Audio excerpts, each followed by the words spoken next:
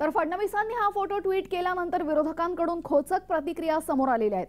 तुम्ही फक्त नागपूर स्थानकावर गेलात, तुमचे लोक पळून गेले होते, मात्र आमच्याकडे प्रत्यक्ष बाबरी पडतानाचे फोटो आहेत असं म्हणत फडणवीसांच्या ट्विट नंतर संजय राऊतांनी फडणवीसांवर निशाणा साधलाय।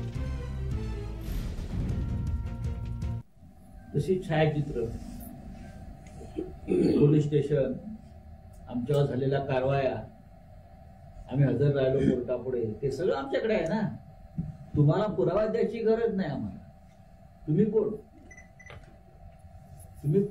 तुमचे लोक पळून गेले तिथून, सगळ्यांना माहिती आहे। आणि शेवटी बाळासाहेब ठाकरेंनी जबाबदारी स्वीकार। यापेक्षा मोठा पुरावा काय असतो? तुम्ही नागपूर स्टेशनला आहात, पुढे पोहोचलात का? नागपूर स्टेशनचे फोटो आहेत, आमच्याकडे प्रत्यक्ष घुमटावरचे आहेत ना। तर यावर नितेश राणे यांनीही संजय राऊतांवर पलटवार केलेला आहे, पाहूयात।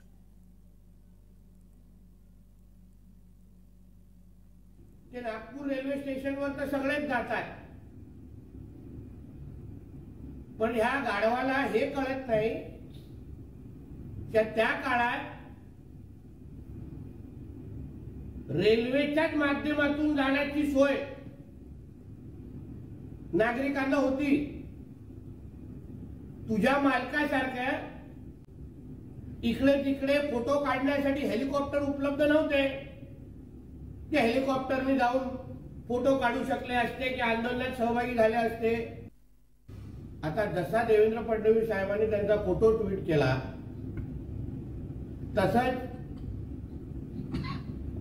उद्धव ठाकरे, संजय राजाराम राऊत हे असा फोटो महाराष्ट्राच्या आणि देशाच्या जनतेला दाखवू शकतात का?